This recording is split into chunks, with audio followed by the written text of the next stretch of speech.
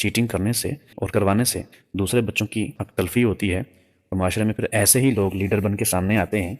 کہ جو گناہ کو گناہ تصور نہیں کرتے، بددیانتی کو، خیانت کو اپنے لیے ایک عام سی چیز سمجھتے ہیں، اور پھر ہم روتے پیٹتے ہیں اور آہ و بکا کرتے ہیں کہ ہمارے ہاں جو سیاستدان ہیں، ہمارے رہنما ہیں، ہمارے لیڈر ہیں، ان کو تو کسی گناہ کا علم نہیں ہے اور گناہ کو گناہ نہیں سمجھ رہے۔ میں سب کی بات نہیں کر رہا۔ اساتذہ کرام سارا سال بچوں کو درس دیتے ہیں، جھوٹ نہیں بولنا چاہیے، غیبت نہیں کرنی چاہیے، چغلی نہیں کھانی چاہیے، کسی کی جان مال آبرو کے خلاف زیادتی نہیں کرنا چاہیے، لیکن جیسے ہی کچھ اساتذہ کی ڈیوٹیاں لگتی ہیں تو ان کو ادھر ادھر سے کالیں آنا شروع ہو جاتی ہیں کہ ہمارے بچے کا خیال رکھنا۔ خیال رکھنے سے مراد یہ ہوتی ہے کہ اس کو ریلیکس ماحول دینا ہے، اگر یہ چیٹنگ کرتا ہے تو کرتا رہے، بلکہ آپ آگے بڑھ کر اس کو خود بھی کچھ اس کی ہیلپ کر دیں تو آپ کی مہربانی ہوگی۔ اور افسوس کا مقام یہ ہے کہ ہمارے ہاں اساتذہ کہ جن کو معمار قوم کہا جاتا ہے، ان میں سے بھی بعض لوگوں نے نہ صرف یہ کہ اس چیز کو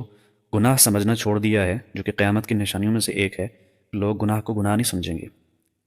بلکہ وہ آگے بڑھ کے اس چیز کو کار خیر سمجھتے ہیں کہ اس سے کیا مصیبت واقع ہو جاتی ہے کہ آپ ایک بچے کی ہیلپ کر ڈالیں۔ مسلمان جب تک علم میں بھی اور اخلاق میں بھی برتر پوزیشن پر تھے تو دنیا پر راج کرتے تھے۔ آج ہمارے علم کی کیا حالت ہے آپ سب کے سامنے ہے، اور ہمارے اخلاقیات کیا ہیں یہ بھی ہم سب صبح و شام دیکھ رہے ہیں۔ تو اس معاملے میں آواز اپنی بلند کیجیے، اس میسج کو اگر آپ کو صحیح لگتا ہے تو آگے پہنچائیے۔ بسم اللہ الرحمن الرحیم، السلام علیکم ورحمۃ اللہ۔ رمضان کا مہینہ ہے برکت، اور بچوں کے پیپرز بھی ہو رہے ہیں میٹرک کے، اس کے بعد 9th کے ہونا ہے، اس کے بعد پھر فرسٹ ایئر سیکنڈ ایئر کے۔ یہ بڑا بابرکت مہینہ ہے، اور اس مہینے میں ہم سب صبح سے شام تک روزہ رکھتے ہیں اللہ تعالیٰ کی اطاعت میں، اور کھانے پینے سے باز رہتے ہیں، لیکن اس سب کے باوجود کچھ ایسے اعمال، گفتار اور ہماری باتیں ہوتی ہیں کہ جن کی وجہ سے ہمارا روزہ زخمی ہو سکتا ہے۔ انہی میں سے ایک چیز بچوں کے پیپرز کے اکارڈنگ چیٹنگ ہے۔ جو بچے چیٹنگ کرتے ہیں یا ان کو کروائی جاتی ہے، آج اس ٹاپک پر ہم بات کرنے جا رہے ہیں کہ چیٹنگ کرنا یا کروانا کیوں حرام ہے۔ قرآن مجید کی ایک آیت ہے، قل انما حرم ربی الفواحش ما ظہر منها وما بطن والاثم والبغی بغیر الحق وان تشرکوا باللہ ما لم ينزل به سلطانا وان تقولوا علی اللہ ما لا تعلمون۔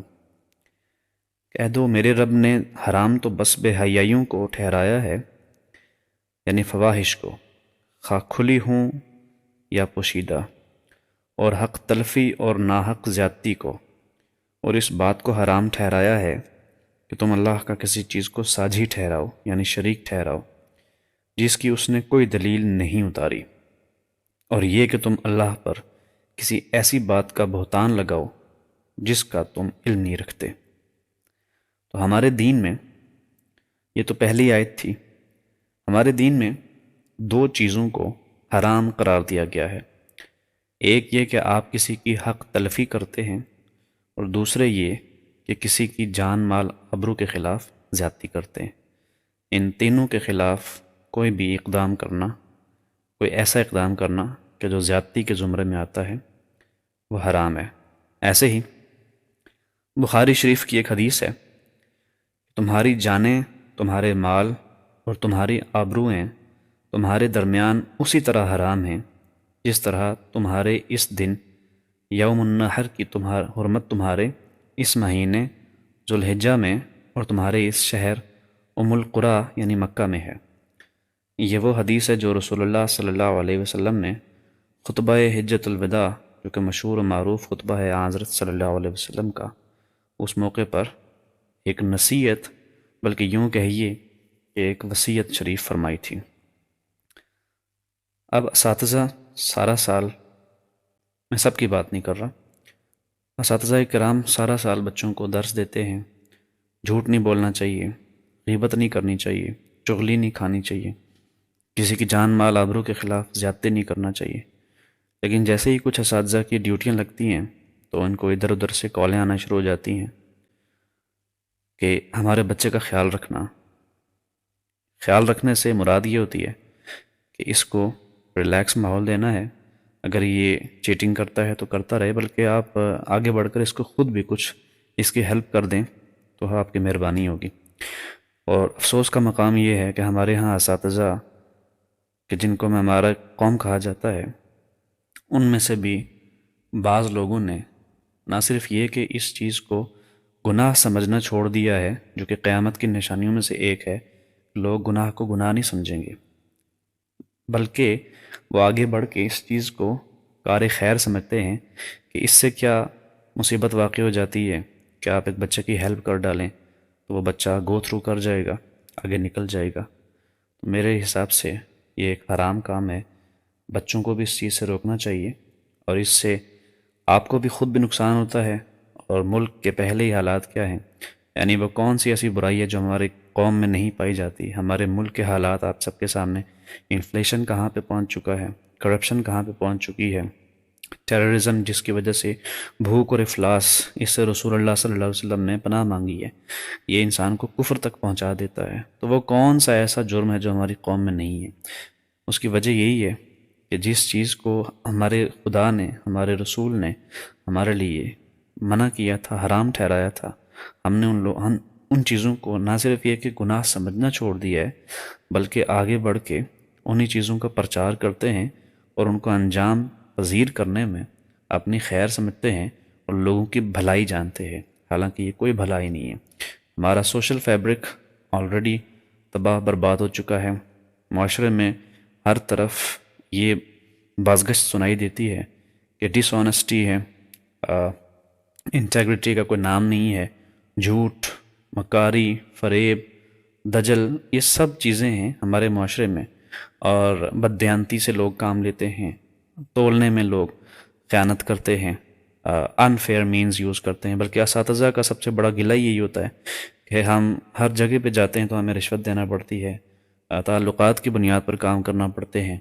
اور ہمیں ایون اکاؤنٹ آفس میں اپنی سیلری تک نکلوانے کے لیے رشوت دینا پڑتی ہے. لیکن وہ یہ بھول جاتے ہیں کہ جس چیز کو وہ گوارا کر رہے ہیں، میری مراد وہ لوگ ہیں کہ جو اس طرح کی چیزوں کو گوارا کرتے ہیں، سب نہیں، وہ اس چیز کو بھول جاتے ہیں کہ جس چیز کو وہ گوارا کر رہے ہیں، بلکہ جس چیز کو آگے بڑھ کے تعاون والا معاملہ کر رہے ہیں، وہ چیز ان کے لیے کیا وبال جان بن جائے گی اور آنے والی نسلوں کے لیے کیا وبال جان بن جائے گی. تو میری گزارش ہے، ریکویسٹ ہے کہ جو شخص بھی آپ کو اس طرح کی کال کرتا ہے، آپ کو خواہ لاکھوں کروڑوں کا ہی فائدہ کیوں نہیں ہوتا، آپ اس چیز کو انجام پذیر کرنے سے بالکل آپ معذرت کر لیں اچھے انداز میں کہ ہمیں ہمارے خدا نے ایسا کرنے سے منع کیا ہے. اور اس میں اگر کوئی ناراض ہوتا ہے تو میرے نزدیک سب سے بڑی ناراضی اللہ تعالیٰ کی ہے. ہم اللہ تعالیٰ کی ناراضی کو گوارا نہیں کر سکتے، اس کے رسول کی ناراضی کو گوارا نہیں کر سکتے. اور اگر کوئی دوستی توڑ بیٹھتا ہے تو بہت اچھی بات ہے، موسٹ ویلکم. آپ اس معاملے میں ہرگز کوئی اپنے آپ کو یا کسی دوسرے کو الاونس دینے سے گریز کیجیے. اللہ تعالیٰ آپ کی وہاں سے مدد کرے گا، آپ سوچ بھی نہیں پائیں گے. زیادہ سے زیادہ یہ ہوگا کہ آپ کی ڈیوٹی خطرے میں پڑ جائے گی، تو اس سے کوئی فرق نہیں پڑے گا انشاءاللہ. آپ کی جاب آلریڈی ہے، نہ بھی ہو تو اللہ تعالیٰ ایک دروازہ بند کرتا ہے تو 100 دروازے آپ کے لیے کھول دیتا ہے. تو اس چیز کو گناہ سمجھیں، ہر حال میں سمجھیں. یہ نہ صرف یہ کہ گناہ ہے، بلکہ بڑے گناہوں میں سے ایک ہے. چیٹنگ کرنے سے، دوسرے بچوں کی اور کروانے سے حق تلفی ہوتی ہے، اور معاشرے میں پھر ایسے ہی لوگ لیڈر بن کے سامنے آتے ہیں کہ جو گناہ کو گناہ تصور نہیں کرتے، بددیانتی کو، خیانت کو اپنے لیے ایک عام سی چیز سمجھتے ہیں، اور پھر ہم روتے پیٹتے ہیں اور آہ و بکا کرتے ہیں کہ ہمارے ہاں جو سیاستدان ہیں، ہمارے رہنما ہیں، ہمارے لیڈر ہیں، ان کو تو کسی گناہ کا علم ہی نہیں ہے اور گناہ کو گناہ نہیں سمجھ رہے. تو اگر آپ چاہتے ہیں کہ ہماری سوسائٹی میں، ہمارے معاشرے میں، ہماری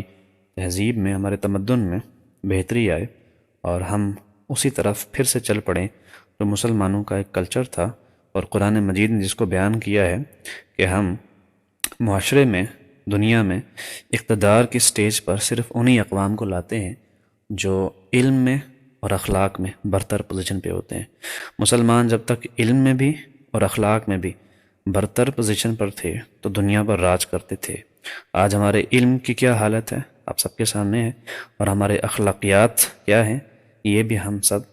روز بروز صبح و شام دیکھ رہے ہیں۔ تو اس معاملے میں آواز اپنی بلند کیجیے، اس میسج کو اگر آپ کو صحیح لگتا ہے تو آگے پہنچائیے۔ اللہ تعالی ہم سب کا حامی ناصر۔